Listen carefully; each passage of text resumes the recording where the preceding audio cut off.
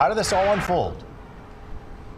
Well, we've got late information from Detroit police. They say this incident, this lack of a response, as the organization says, as the dog rescue says, is under investigation, that there could be a police policy situation here at play that has to be reviewed. But meantime, there are still many questions that the DDR has, and they want answered right away.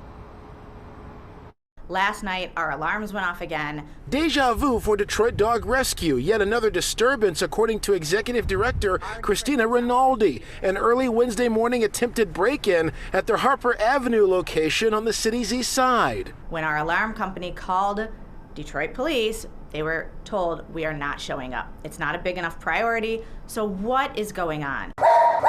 She says the same thing happened during the last break-in back in October. As you can see in our file video, Detroit police were on scene investigating, but Rinaldi says it took forever for that to happen. The discouraging thing is that during that incident, police didn't show up for 3 hours, and they only showed up because I made a special phone call. By the time they showed up, too much evidence had been tampered with. We will never know who broke into our building. She also says no officers showed up when a car was stolen from their property a while back. My experience is Detroit police is not showing up. Once is an accident, twice is unfortunate, 3 is a bad pattern. And that's what's happening here. A Detroit police source tells Fox 2 all break-ins are given a Priority 1 classification, meaning an immediate officer response will take place, but they could not say exactly what happened with Detroit Dog Rescue. Police administration is also looking into the matter to get us more information. Now, during the last burglary at the Harper Avenue spot, Rinaldi says the bad guys actually brought their own leashes to the crime.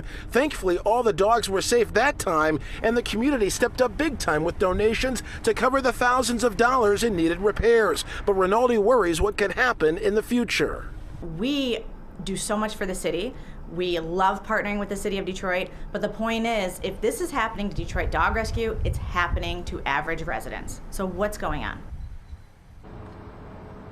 Well, again, late word from Detroit police. They tell us tonight this matter is under investigation. They say that there may be a policy situation when it comes to policing and certain calls that they have to review. Meantime, Rinaldi says that while her organization's not a part of Project Greenlight, they shouldn't have to be to have basic services like policing. A lot of business owners in the city of Detroit have said over the years they've felt like they're taxed twice for basic services when that should come with the regular taxes everyone pays the first time around. Reporting live at Detroit Police Headquarters, Dave Kinchin, Fox 2 News. Yeah, Dave, it'll be interesting to hear what Detroit police have to say about what's in that policy that doesn't trigger a response in a case like this. Is it because there are animals in there and not enough people? I mean, this is a break-in, and that is, as you say, Priority 1.